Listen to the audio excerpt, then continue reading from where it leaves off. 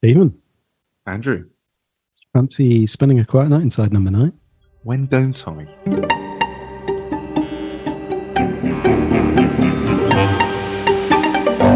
Right, we're heading back into the script book again. This is the 5th episode of series 3, Diddle, Diddle, Dumpling. Is it the 5th one? I think it is. Pretty sure it is. Yeah, so as normal, if you haven't heard our initial reaction episode to the episode, then go and listen to that first, because we're not going to, I don't think, really rehash a lot of the ground that we covered. I mean, there's plenty to talk about here because there's a whole alternative ending and bits missed out that are in the script and not included in the episode. So we're probably not going to rehash the stuff we talked about there. So go and listen to that first and then come back. We'll be waiting. We're not going anywhere. Yeah, I'm looking forward to this conversation because me too. It's kind of a little bit like in contrast to last week when we looked at or 2 weeks ago when we looked at Empty Orchestra, which was pretty much fairly straightforward to the script, more or less, once you worked out where the lyrics were and where the dialogue was. But this one has a little bit of difference and quite the things that were in the script and got cut out. So like that, it was quite interesting to read the sort of the preface to series 3, where they talk about the fact they'd actually filmed this whole thing and then because of time constraints took out the end. And the end changes quite a lot of stuff. Yeah. And it answers the questions that we posed in the original reaction episode, which was like, who has he killed? So I think, it was weird to read that. And I think I prefer it as it was. I think I prefer the filmed. I like the ambiguity at the end and not knowing what he's done, because it's brutal and to be honest, I didn't want to jump straight to the end, but I feel like we're kind of there now and we can go back. But there's a line that I don't really feel like makes sense with the alternate ending there, which is when he clearly says, like, very matter of fact, they should be together. Mm-hmm. Because that's what opens up the ambiguity. That's why when it then cuts, you're like, what has he done? Is he off to the other one as well, so they can be together for all eternity? That's the brutal line. That when it then switches to, they've moved on. He's in jail. They're living their little life without him now. It just doesn't feel quite as. Yeah, it's bizarre, isn't it? It's almost like it felt, which is completely in contrast to how we know they operate in terms of, like, Steve and Reese are not afraid to go to very dark places. It's almost like they were afraid of, with this original script, thinking we need to, like, just soften the blow at the end, which maybe they did, because it is a incredibly evocative, dark subject matter, and would probably be quite triggering to a lot of people, like anyone that's kind of gone through anything similar, like with an infant death or like dealing with the loss of a child or whatever. So maybe there was an element of, like, we need to soften this off. But as you say, like that line specifically, and then there's the line that comes just after that, which is like when Louise says, "David, you're bleeding," and David says, "No, I'm not," which is not in the script, but it's like that again is like, whose blood is it, and what does that mean? And you've got the blue lights coming towards the window, you've got the sirens in the distance, and it's like, that just leaves all this ambiguity. And then that goes into the conversation about Ted, like, he went to see Ted.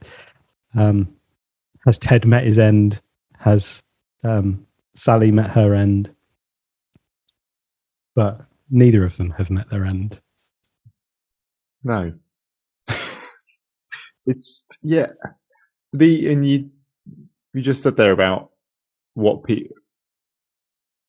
triggering for people who have been through that sort of thing and have had that experience. They also took out the little exchange where he was kind of summarizing his state of mind to his little one and explaining what it's like being him. And the decision to get rid of that, I think, was also interesting, and probably maybe it was a case of this is just too much. There is just too much going on here. I wonder whether bits like that, whether they took that out because it kind of was a bit of a setup for the end, because it's not that he's in prison, it's that he's like, obviously he's kind of in some kind of institution, like he's in hospital, he's getting, medical treatment for whatever's going on. So it's kind of the kind of mental health aspect to it, which is set up there. And that might tell you too much about, I mean, obviously you know something's not right because he's fetishizing a shoe and putting something on this shoe that is not like. I think maybe that's almost like the beauty of this episode is watching that sort of unfold, and you kind of picking that apart for yourself, and you kind of understanding what's going on as it kind of reveals itself throughout it, and to have it, you sort of smacked in the face with it part way through, maybe doesn't really keep in line with it. Yeah, it's there too much in the. Yeah, I think that's totally right. And the other thing is the stark affair, I suppose, between Louise and Chris. Chris, isn't it? Yeah. So Steve's character, which in that alternative ending, and in little lines that have been cut out through the episode, it's obvious they're having some kind of affair, or they're in a relationship, or like, and that might well just be Louise. That's how she's getting her comfort and support, like, for comfort support. On a helpline, Louise. Yeah. So it's almost that parallel. In the script, there's maybe more of a parallel between David and Louise is dealing with the situation, dealing with the grief, dealing with whatever's going on. But yeah, the finished product is more of a, just like I was struck again going back into it by the hilarity, like the tragic hilarity of the significance of a shoe. Yeah. Like, it's just like the passion with which he like plows all of his energy and effort and time, and in an unapologetic way as well. The way that he talks to Chris about, oh no, I can't, like, he's maybe in the future. There's no shame. It's just like, no, I've got a real project on the go, which is like this shoe. Louise, however, less thrilled. I thought it was interesting how much of the episode relies on the kind of the decoration and the objects in the rooms and all those sorts of things that I don't know whether they're not mentioned in any of the script stuff because they don't have the place there, because it's all to do with the way they see it being put together, I guess, on set. Those are separate conversations that happen, or whether those were directors' decisions because they thought that kind of aesthetically that would be a good thing to do. Yeah. It would be interesting to know whose mind all of that stuff came from. Yeah. Because things like, it didn't mention that he bought 2 martinis in, and that he was making 2 martinis that were sort of perfectly positioned twins bought it in. Like, those sorts of things aren't here, just as he makes some drinks and brings them in. And so all that kind of stuff, wasn't sure about. The other thing was how specific they were with the music that they wanted. It was written in the script that they wanted the 4 seasons. Yeah. cropping up all the way through. Yeah. It's really interesting to have that. Yeah, that kind of oral aspect to the, I guess, like, yeah, just sort of setting the scene for each season and each act, I guess, of the story. Interesting, yeah, with the kind of the twinning, the doubling of things like around the house, all the furniture, various different things, and there's also like there's threes. So like with chairs, there are three chairs.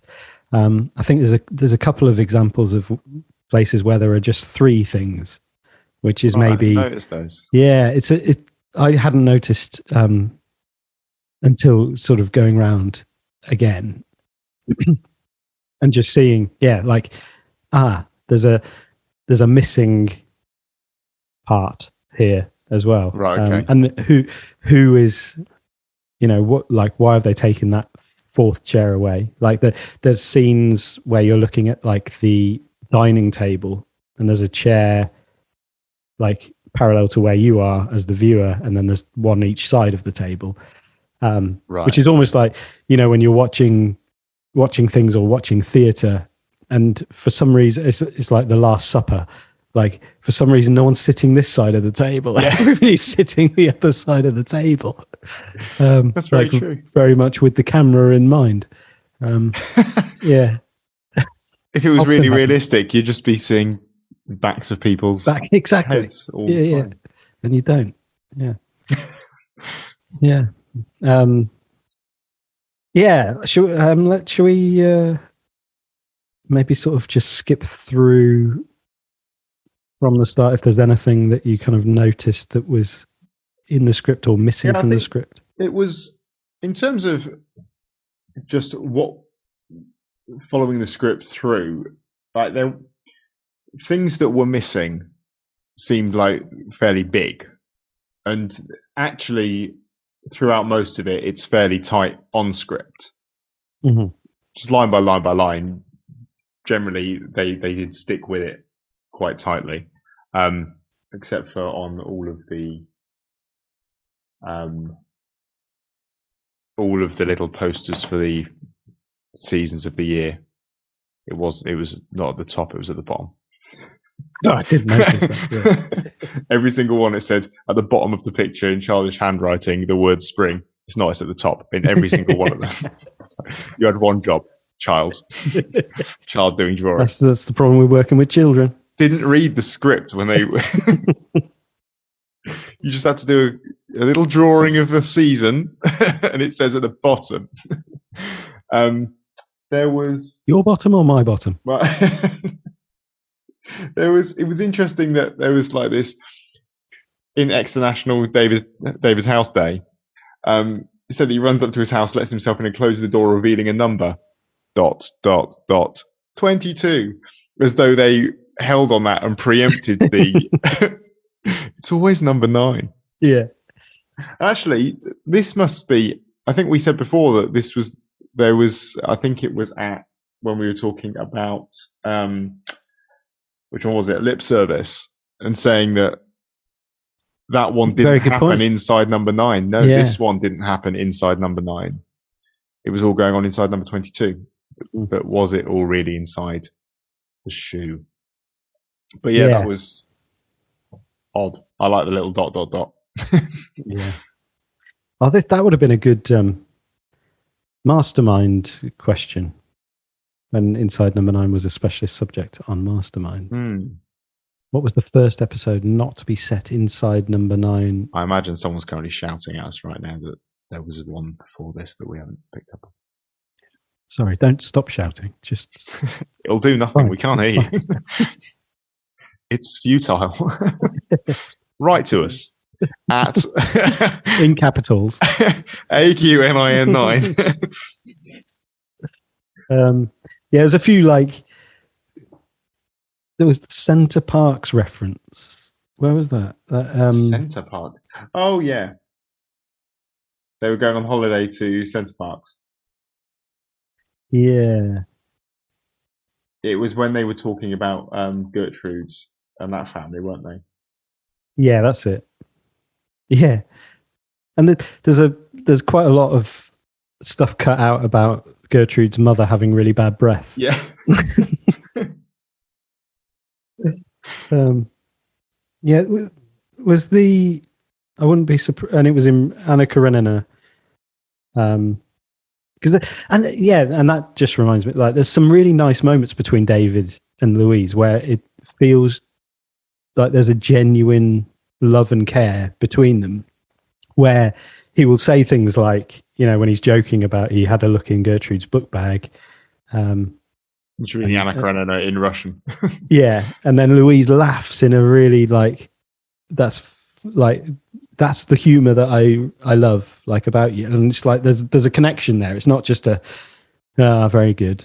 I think the thing that kind of underlies all of this is this shared trauma that they've gone through, and that there was obviously prior to this a really dark point that they managed to get through, and that just now when she's seeing these glimpses of what he was like before all of this happened, when they were their happy family of 4 and he was like the best version of himself as the family man with his 2 kids on his knee, that's what that's kind of harking back to. And she's getting a glimpse of that, and she's kind of, I guess that's almost a bit of a wistful laugh as well, that she kind of wishes that is him all of the time. You were fully here, present as that, because that is who you are. Yeah. But then at that point, I think she's probably in a position where she kind of feels that they are, and that he'd got through the worst of things, and they were kind of back on their way to being there again.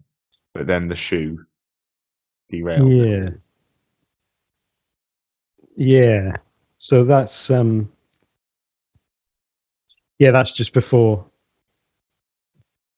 International Living Room Day, where Sally's giving Susie a ride in the shoe. Which is, and then that's almost a precursor to, so the shoe lives then under the sofa rather than on the windowsill or in a cupboard, which I think is that makes for a good shot, where like Susie is lying on the floor, not riding around in a shoe, and then you have that little pan under the...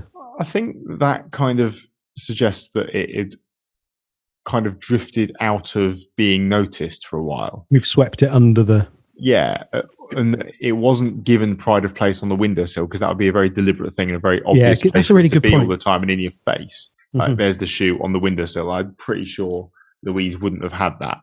Yeah. Like, that would have gone quicker. But instead, it was just gently kicked away. He kind of moved on with things for a little while until it suddenly came back to the fore again, and he went all in. Yeah.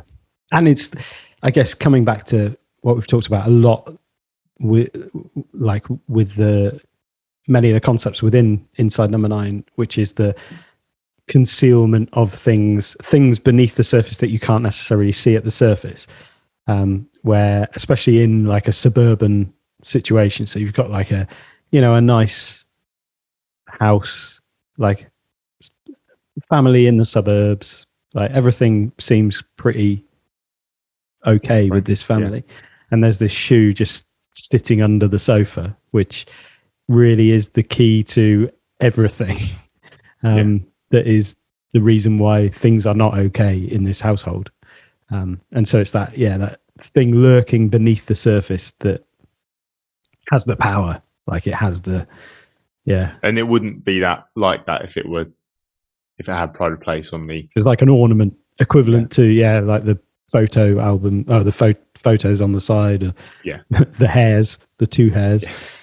The hairs are like, we're just thanks, wearing the hairs on our sleeve in this episode. And then there's a cut of when you have that kind of interaction between David and Louise about the videos and taking them to Oxfam, and they wouldn't take Angelina Ballerina videos. Nothing wrong with them apart from their videos. And then nobody has video players anymore. The library does, and that's like this and then there's a cut bit. Is there something to do? I think maybe with this episode is maybe an opportunity for us to do a bit of acting. what the missing scenes? I'm looking forward to the end of the episode. Yeah, I think there's. So hang on, what do you want us to act here? Because people did want more. We are only giving the people what they want. Exactly. So do you want to be Louise or David? So it's from the Louise takes a deep breath after he gets into like the library does. Okay. I'll be Louise. I'll be David. You can be Louise. Is this something to do with what? I shake off the idea. I don't want to escalate the argument. Did you print off your CV for Chris Hutchinson? No.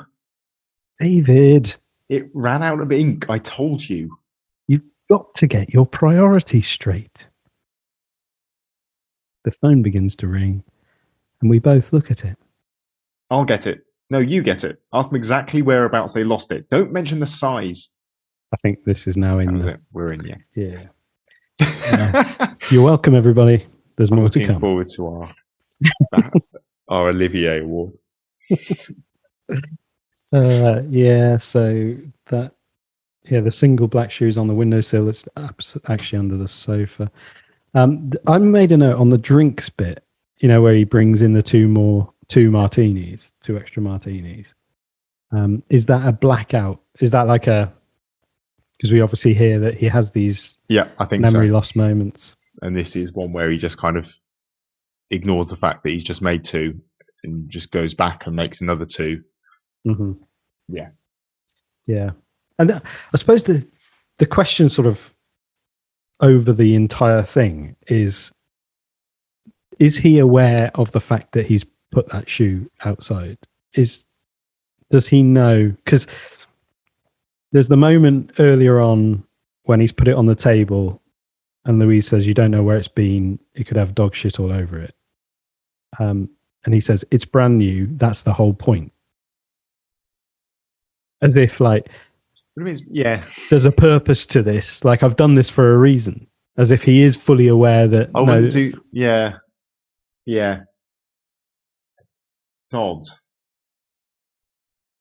I don't know. And maybe that just adds to the ambiguity. Well, it definitely adds to the ambiguity. But some ambiguity. Where was the other? There was something around this point as well about CCTV. Oh, yeah, on the 155, he said he's created a website. He's been badgering the police for CCTV footage. That's weird considering they have access to CCTV footage, and we find that later. From his own house. To badger them. Yeah, if he just had a quick look at the one that he has inside, he'd find the moment he blacked out. Yeah, placed it very carefully because that would probably, as if I were him, my first point of reference. Do I have any eyes on this street where I could look at where it wasn't then there and when it was? Exactly. Yeah, and there's also frequent references to the fact that it doesn't look like the shoe has been like displaced or lost. It's been placed there. So there's where is it? I think it's the conversation where Chris, when he comes back in after it's been thrown out with his little tantrum with the bin. He says, now then, if you saw that in the street, you wouldn't think someone had thrown it, would you? You'd think it had been lost. And it's like, if you then, okay, we're not talking about this isn't about the shoe, this is about his child. Like, what is that saying? Because we obviously don't really know anything about the circumstances like under which the child died or anything like that.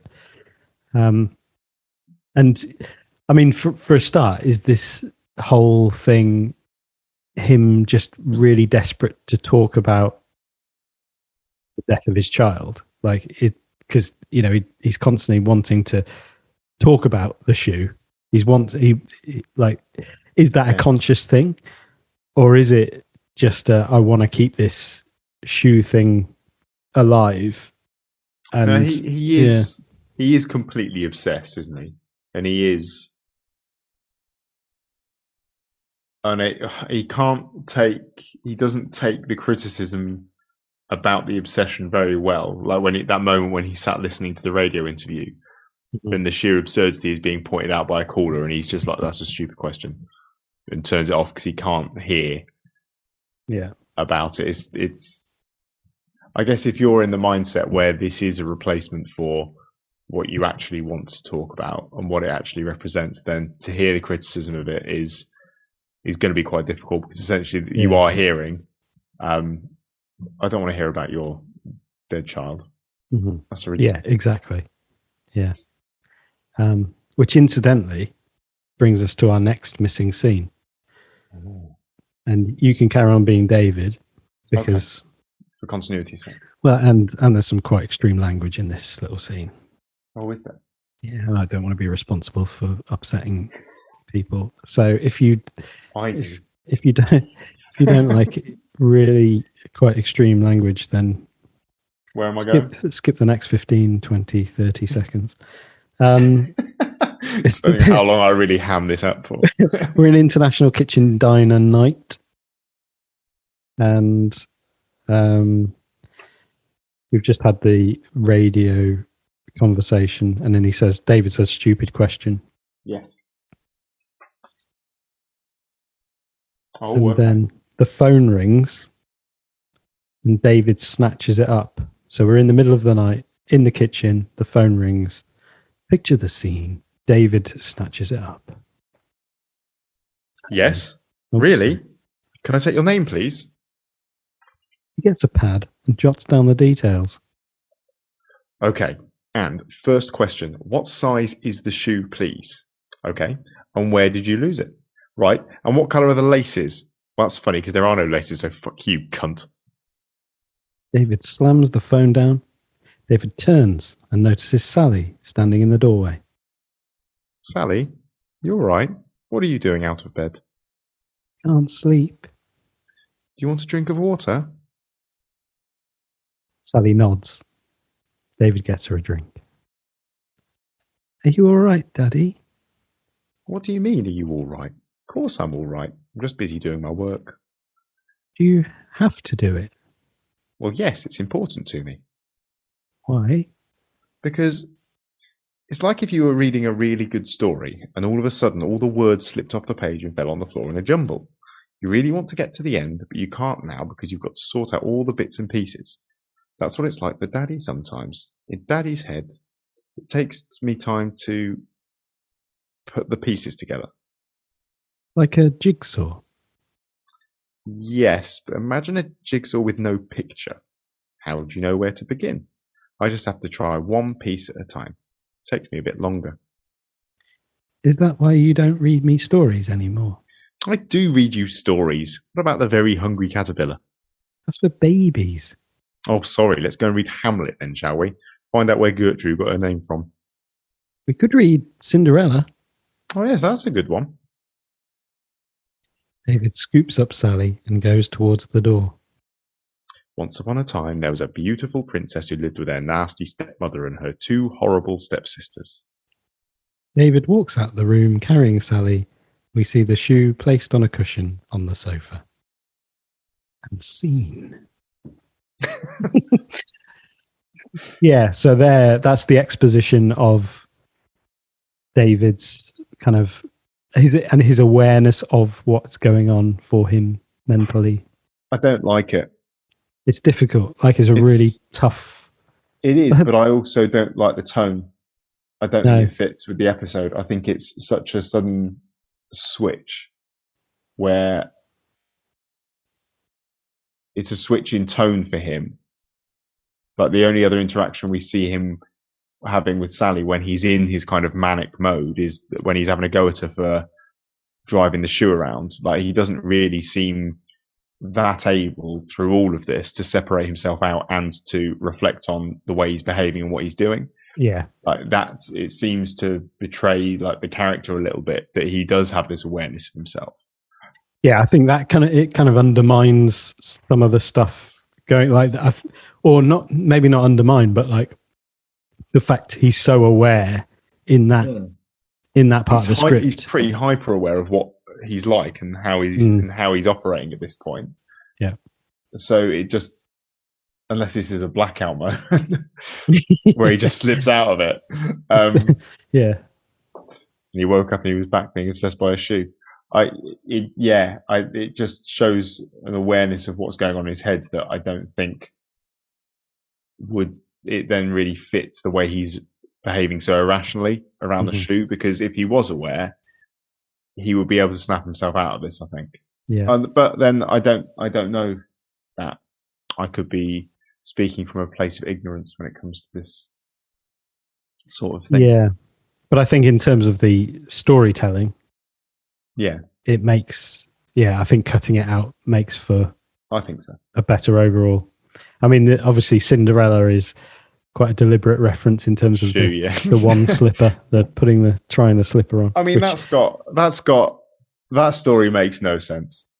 If you were to create a bespoke pair of glass slippers for someone, why wouldn't they fit properly? Why would they fall off? And if it fits so perfectly when he finds her, how come it fell off? Yeah. And can you imagine any material more uncomfortable and less durable? Blisters, cuts, all sorts. The heel's not going to stand up to much either, is it? Let's be honest. Crunch. Going out running in they'd smash straight away. Like, ow! Yeah, heel striking again. What have I told you about heel striking? Just blades like a bunch of knives. It would be just like a bunch of knives. I did have one thought. If there was another pair of shoes purchased, then there must be an extra one somewhere. I've lost track of where the shoes are. Where there must be shoes lurking. There must be 3 shoes. Because Ted bought another pair. Well, no, Louise bought another pair for Ted, didn't she? Yeah. So that must mean there is an extra shoe lying around somewhere. Which would suggest that maybe... Oh, crap. Just clean these trousers. So let's jump to autumn. Okay. Where we have the conversation about, I think, we talked, didn't we, in the reaction episode about the kind of Sally's jump to like a funeral. That was one of my favourite moments of that episode, I think, when we spoke about it. That was my favourite moments of that podcast, I think, when we talked about that. Mm-hmm. So I read it again here, I was like, yes. Yeah. That's why she went there. Yeah. She remembers a funeral. The silent N in autumn, like him.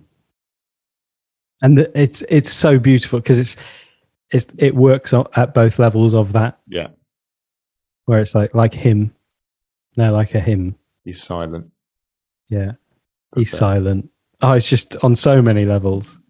Like a funeral. A hymn you sing in church. Like a funeral. Yes, or a wedding or a harvest festival. And I think that it's right to just leave that as like hanging, like, so that we'll go through the missing lines here, but it kind of, it labors an unnecessary point, I think. And also is a callback to, let's just do it. Yeah. Well, seeing as you've played both Sally and Louise so far, I think this is all yours. Shall I be? You can be Sally. I was last Sally, so I'll be Sally. For continuity's sake. Continuity's sake. Gertrude says she doesn't believe in God, or Jesus, or Santa, or the Tooth Fairy. Well, that's just silly. You can't not believe in things just because you can't see them. Gertrude's mummy doesn't believe in oral hygiene, but we know it exists, don't we? The front door slams. David enters, wearing a shirt and tie and holding a briefcase. It's always that's and see. Thank you. I wasn't clear on if we were ending. Could have been stuck in that forever. So yeah, say unseen. I've got to say unseen. Over and out. Yeah, so that's cut, and it's, I guess, like, because it's all part of the Gertrude's mum has terrible oral hygiene thing, which has been, I think, pretty much entirely cut out of the episode. Doesn't really serve any purpose, and is an unnecessary addition to you're right. Like 30 minutes. It's nice that we okay. I guess you kind of found the silent N there but not heard kind of thing, and maybe they did just want to ram that home, but at the same time it didn't need to be. It's nice that it just is. Exactly. And it's there if you realize it, or you're on a podcast and someone points it out to you and you think that's amazing. Yeah, it's lovely. And this is also, I suppose, as what you think is the final scene, and you think there's some kind of resolution going on. Obviously, in the context of Inside Number 9, you know it's probably not quite all wrapped up, but they cut some stuff out about Chris's new girlfriend, who, in the context of what we then see later in this, there's a reason that she's brought up. So it's weird. I guess that's just another sort of thing they didn't feel like they needed to have in there, because as far as we were left to believe, Louise and Chris had something, but it was gone and it wasn't necessary to because it's the fact that further. Louise asks, how's Chris's new girlfriend? Which is, in the context of the affair, would be that Louise being sort of jealous and curious what's going on there. And David says, "Oh, she's very hands-on. I don't think the other staff like her. They all call her Yoko Ono." And then Louise says, "That's mean." So make of that what you will. But in the context of the missing ending, that does have a callback. So, which makes sense because I read the missing ending before I read that. I was like, "What on earth? Why is Yoko Ono being brought up here?" When does you have to bring her up at some point? She's just there, hanging over like a cultural elephant in the room. I noticed that when the shoe is found again, we didn't actually see Louise's face, so we didn't get the frightened look that's referenced in here at all. We just see the bottom of her, not her bottom. You know what I mean? The bottom of her. The bottom of her. Pick it up and carry it indoors. Mm-hmm. And then, the lounge is covered in papers and is a bit of a tip. And that's where what is actually the filmed climax happens. Yeah. And like I say, like the weirdest line in all that was they should be together. They should be together, because that it's delivered very matter of fact. Like that feels like with the way this ends, that feels like it should be like this passionate thing of he's done this terrible. We're being led to believe he might have done this terrible thing, and he's just very matter of fact. They should be together, not they should be together. Yeah, stab. And that's the really interesting. Yeah, it's like actually the fact that it doesn't mean anything. When in the context of the ending that we don't see, it's like actually that line doesn't mean what you think it means when you don't see that ending or when you don't read that ending. But it's what I guess because it's literally just his feeling. Like they should. But I guess they should be together. That's what the whole episode has been. The two shoes should be together, and he's been very matter of fact and pragmatic about that the whole time. I guess. Yeah. He's had moments where he's he's stressed out about it and he loses the plot a bit. But that's usually when he's being challenged on it. His actual going through the motions of trying to reunite this shoe with the other one has been very, no, we need to do this, we need to do this, we need to do this, it needs to happen, this is what needs to be done. And so I guess from that point of view, no, it makes sense the way it's delivered, but it just feels like it should be a bigger deal. And so the episode is like this attempt to reconcile this with this, like these should be together. And I guess you're trained through watching all sorts of like horror films and things where that then translates to this is going to become more than just reconciling shoes. Like they should be together is going to become these two twins are going to be lying side by side, both dead, in essentially. A box. A shoe box. And the coffin representing a shoebox and whatnot. And actually, this completely subverts that setup, which I think is where maybe we fell for that.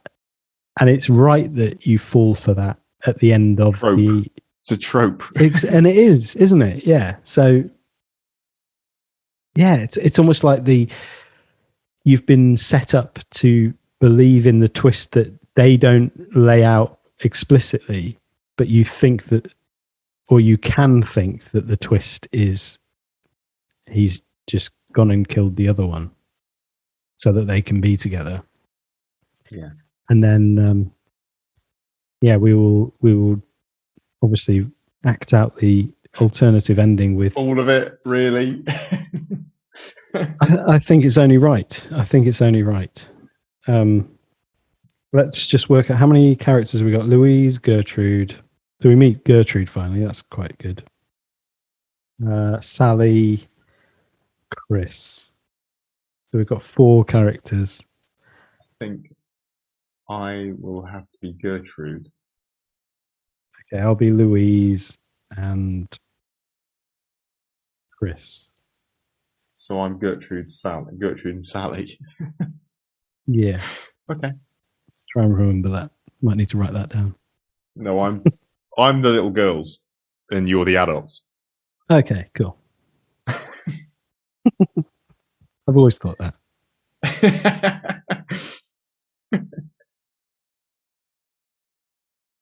Do you want me to be the stage directions? Yeah, I think you should be. Okay, International Kitchen Diner Day. A child's drawing of a bare tree.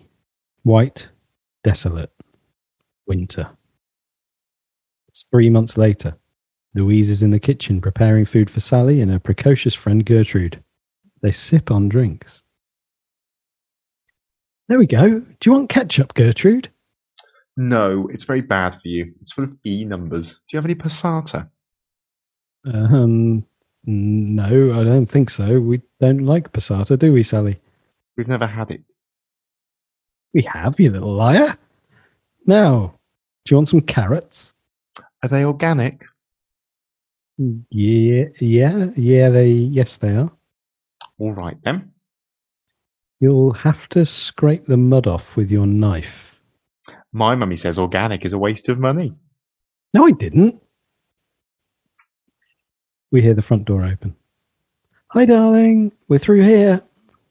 Hi. Oh, Chris appears carrying his briefcase. And he says hi. This is Sally's friend, Gertrude. Oh, hello, Gertrude. I've heard all about you. You're not Sally's daddy. No, I'm Chris. I'm a good friend of Sally's mummy. They snog. Sally. My mummy told me that your daddy's in prison. Well, it's not prison. It's a place where people who aren't feeling very well go to have a bit of rest. A mental health facility? Yeah, basically. Sorry, I just walked into the Midwich Cuckoos. Pardon? Go and play upstairs, girls. I'll call you when it's ready. Gertrude and Sally leave. This is about to become At this quite point, the performance. Shall we become one each? No, you made your bed. So Gertrude and Sally have left Fine, the building. I'll be Chris. Okay. Bloody hell, you weren't kidding, were you? How was your lunch? Fine. They've made Mike superintendent now, so it's good to have friends in high places. Yeah, he can help you with that restraining order for Yoko Ono. Don't, poor girl. Louise dishes out the food. Mike was asking about David. He thinks he'll probably be released in a couple of months if he sticks to his medication. I'm not going to tell Ted. He's barely off his crutches. I'm sure the lawyers will deal with all that. So David has no memory of it, of what he did to Ted. Apparently not. Do you believe him? Oh, yeah, he's had blackouts before. Since Joe died? Yes, all the time. That's why he used to go running in the mornings. He said it helped to clear his head. Why are you bringing all this up now? Mike gave me this. It's from last summer. It's produced as a DVD in a clear plastic case. You might want to have a look. Sally shouts from upstairs. Mummy, will you tell Gertrude? She says I'm racist because none of my dolls are lesbians. I'll go. I'm thinking of a brick wall. Chris leaves. Louise waits a moment, staring at the DVD. Eventually, she puts it into her laptop and presses play. It's the National Leafy Street Day. And this is where we see the CCTV footage. Yeah. That we actually see in the credits. The credits?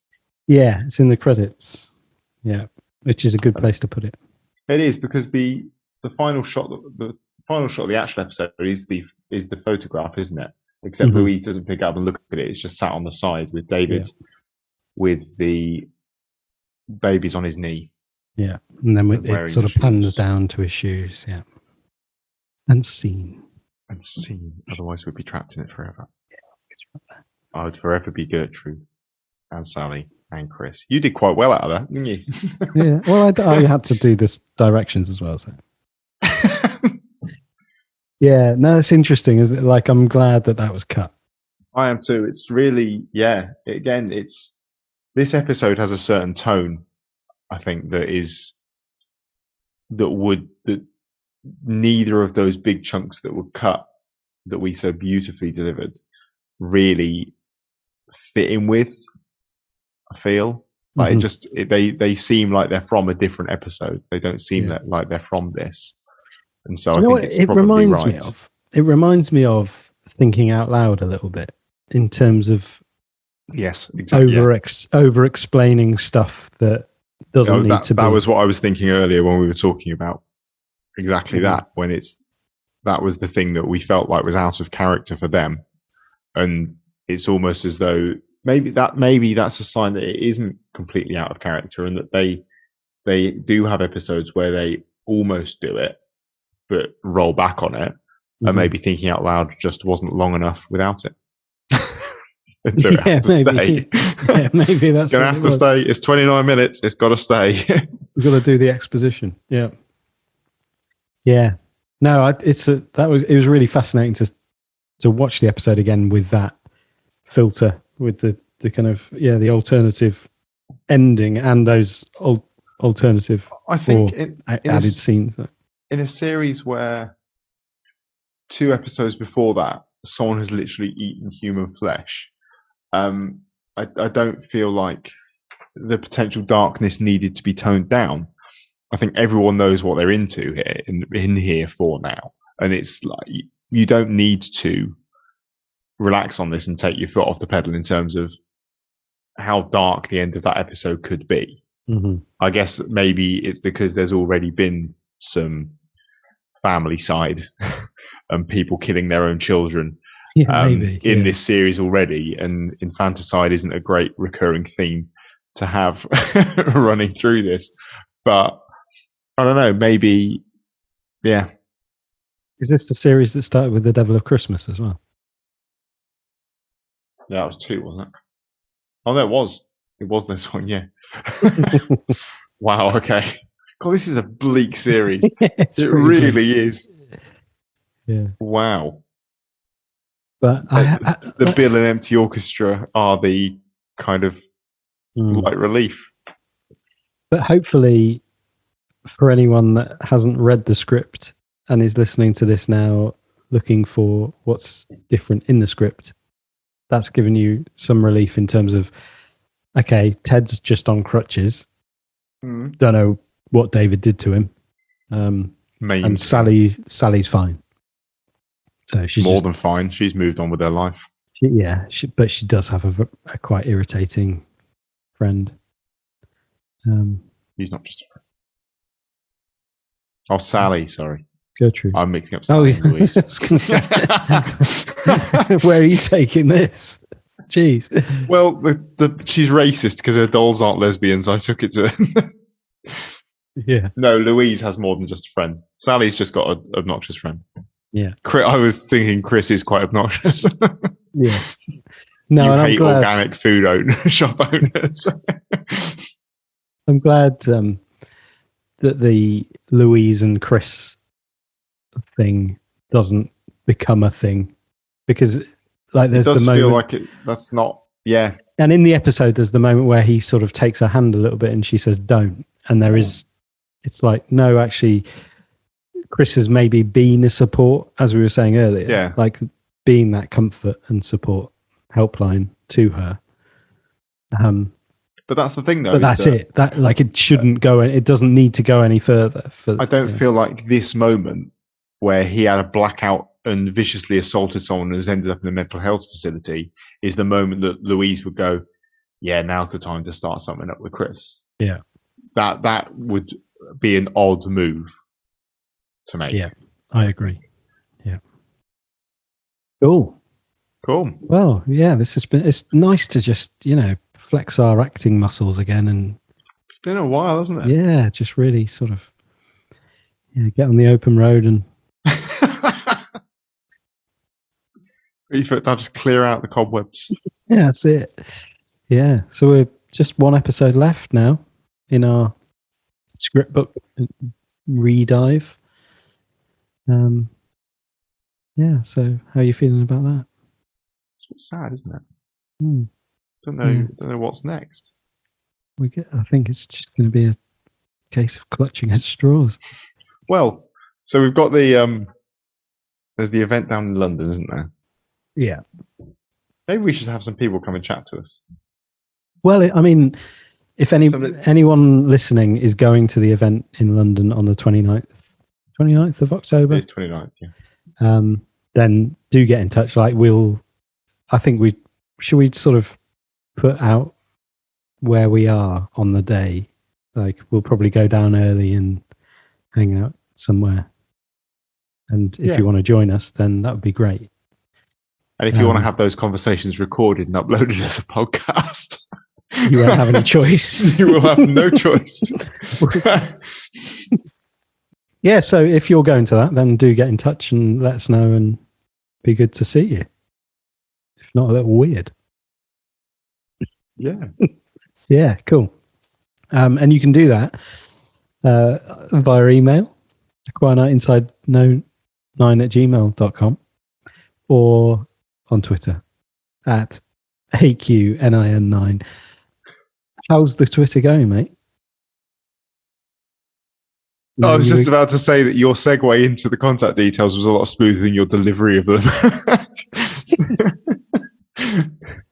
You were going to get back on the Twitter horse. Don't you were going to me with like that as though you are. You are somehow an innocent bystander in this. I'm just waiting, hoping against hope that I finally tweet some stuff. Look, life's busy. Cool, man. We'll be back with Private View in a couple of weeks. Until then, do whatever it is that you do. Bye-bye. Bye.